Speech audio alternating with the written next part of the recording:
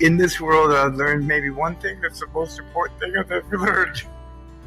If you love something, if you love anyone, there's two things you must always bring them. Two gifts, food and love. You must always bring these gifts to those you love. Last year, living on the streets of Toronto, homeless, with two dogs to look after, Savage and Greta, they taught me how important it was, these gifts of food and love.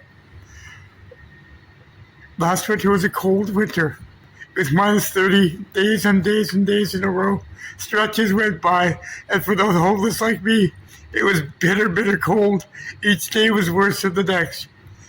And the most important thing that I had to do was look after my girls, Savage and Greta. Days and days would go by, and not once in those days, never once in their lives has Savage and Greta ever gone a single day hungry.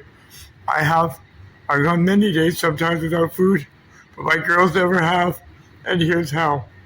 Each day, for those of us who were homeless, we would wake up and the bitter cold would be worse than, it seemed like every day was worse than the day before, and every day got worse after that. And I'd wake up, and the worst thing about being homeless, I think, is that your feet constantly hurt, especially in the winter. Your feet get wet, your shoes get wet, and you can't take off your shoes. You can't dry out your feet. Your socks can't dry out, and your feet get white and wrinkly. For days on end, your feet stay inside your shoes. If you take off your shoes, people complain about the smell. There's no reprieve, and your feet just ache. Every step hurts and hurts and hurts even worse.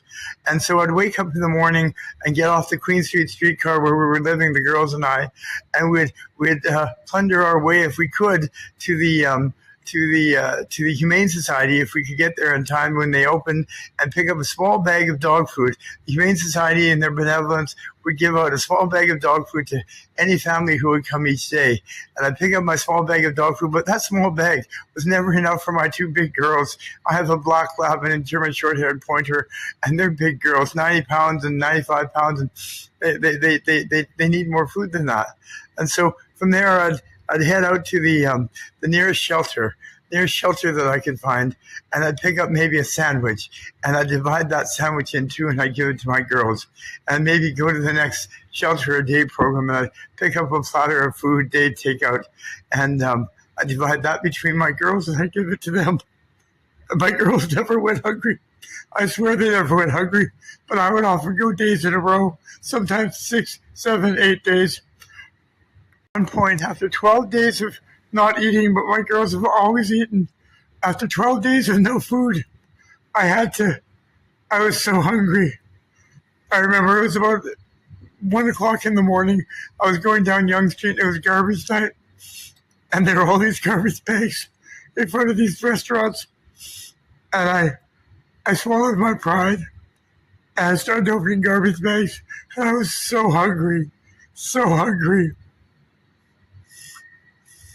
And I opened 3 or 4 bags. At the bottom of one, I found this old, cold rice. And I remember shoveling that rice into my mouth. I was so hungry and starving. And shoveling rice into my mouth, I was so hungry. And these people going by, these passers-by going by and watching me and looking at me. These passers-by on the Toronto street, on Yonge Street, looking at me and pointing at me and laughing at me. Laughing at the hungry man who was so hungry he had to pick through garbage bags to eat. I remember thinking to myself how ashamed I was. But those people, they were so callous. They were so discourteous. They were so rude. They didn't even whisper the comments to their friends. They said them out loud enough for me to hear. I remember I learned one of my lessons that night that I'll never forget. There's no shame in being a hungry man. But goddamn, there's a lot of shame in being the man who judges the hungry man. And that's one thing I learned. But that's another lesson for another day. I digress. So anyway, Savage and Greta never gone a day hungry, but there I was that night at 1 in the morning, opening up garbage bags and listening to the discourteous and rude comments of passersby as they went by in the street, judging the hungry man who was so hungry he had to eat out of garbage bags, and judging him for doing so and laughing at him. When I was a boy, I used to go visit my grandma Jergy And Grandma Jerky was a poor woman, a farm woman, and she always waited for my arrival with great love, and I couldn't wait to go see Grandma Jerky because I loved my Grandma Jerky so much. And when I would go and visit Grandma Jerky would always buy a package of Wrigley's juicy fruit gum, and she'd take one piece of gum out, and this is what she'd do: she'd tear open the piece of gum and she'd rip it in half, and she'd give one half to me and take one half for herself. And then she'd sit on her sofa and would watch her black and white TV as she'd watch whatever soap opera, daytime soap opera it was that she loved to watch, As the World Turns or Another World or whatever it was that she used to watch back then. And she'd explain to me all the backstories of all the characters and all the drama that was going on and everything like that. And while she did so, I'd sit with Grandma Jerky and I'd listen to her. And the backstories and the characters and the dramas and everything like that didn't mean a thing to me. What did mean something to me, and what I've never forgotten, is that Grandma Jerky loved me. And she spent time with me. And she'd sit there and she'd hold my hand while we'd chew our gum. And I knew that woman loved me fiercely. And to this day, more than 40 years after that woman's death, I still love her fiercely. Because that woman, she gave me food and she gave me love. Just like Savage and Greta. Savage and Greta, my two baby girls, my dogs, they love me. They love me fiercely. And I know this. They would give their lives for me because I give them food. But I do more than that. I give them love. Savage and Greta know that I give them love, and I have the fiercest love for them as they have for me. Now, we are all but single tiny candle flames in the dark. Single tiny flames burning in the dark, singular and alone. Now, if we take that candle flame, each candle flame, and we add another candle flame to it, that candle flame, that light burns brighter. Add one candle to another, and that flame burns brighter. It's also harder to blow up. Add a third candle flame. Add a third candle flame.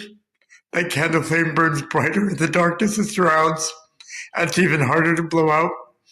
Now, add a bunch of candle flames together, and that bright light burns bright against the darkness that surrounds us.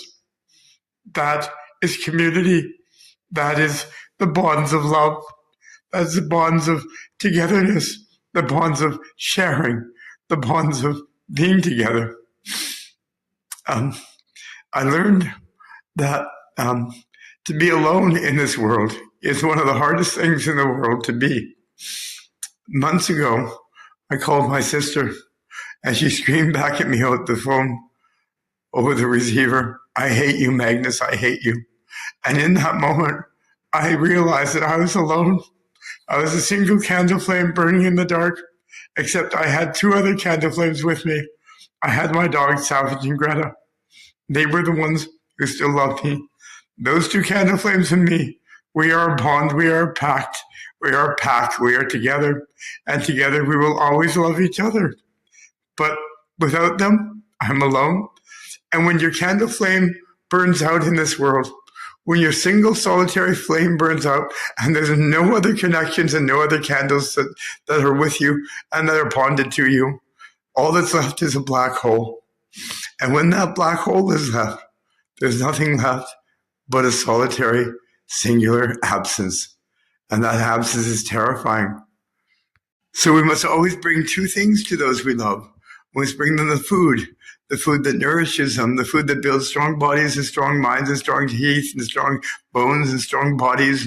We must build the bonds of togetherness by bringing food to each other. When we bring food to those we love, the people that we love will always expect our arrival. They'll anticipate us. They'll wait for us. they'll look forward to our arrival, and they'll anticipate our coming. If their cupboards are full of the kind of nourishing foods that they need to build strong minds, bodies and souls and bones and teeth, and then bring them treats, bring them, half a stick of gum, bring them the things that they will remember, the little bits of, not big, flourishing, lots and lots of sweets and everything, just the tiniest little bit of sweets that they know that you're coming and they expect your arrival. Those little things sometimes are bigger than the big events. And it's those little things that bind us together. So bring those little bits of food every time you come to those you love. Bring them those little treats. Bring them that food that they need. But more than that, bring them the love. If you bring your love, but you don't show it, if you show up and you're there, but you're not there, if you don't hug them, if you don't kiss them, if you don't wrap your arms around the people you care about and show them the love, if instead you scream out the phone that you hate them, even though you tell them 3 days later that you love them, it means nothing. Bring them the love. Show them the love. Bring the food and the love. And those ones that you care about, they will always fiercely, fiercely, fiercely be indebted to you and be loyal to you. Now, I say this is important because in our society, we see this always in the breakdown of our families. We see women are taught to bring food and love. They're taught to prepare food, to give food with love, to bring people around their table, family and friends and community around their table, and share happy times and togetherness and Christmas and New Year's and all those kinds of things. Women are taught to bring food and love. But men are taught to bring money. Men are taught only to bring money, not to bring food and love. Teach your boy children that bringing money is not enough. Teach your boy children that bringing food and love is the key to cementing them within the family unit. Because when the men who bring the food and love and are no longer able to bring the food and love, let's say they become disabled or they lose their job or something like that, or something happens within the family, those men are still cherished and loved within the family. It's the men who only bring the money. And when they stop bringing the money or for some reason are incapable of no longer bringing the money, they're cast out. They're shunned. They're cast away from the family. And the children no longer seem to love them, and the parents are broken up. And teach your boy children to bring food and love. That's the most important thing. Teach your boy children and your girl children to bring food and love, not just money. And that's the root of holding a family together. Always, always remember to bring food and love to those you cherish. And they will always hold you within their hearts, no matter how many years have passed since you've left this earth and your candle has blown out. Always bring food and love.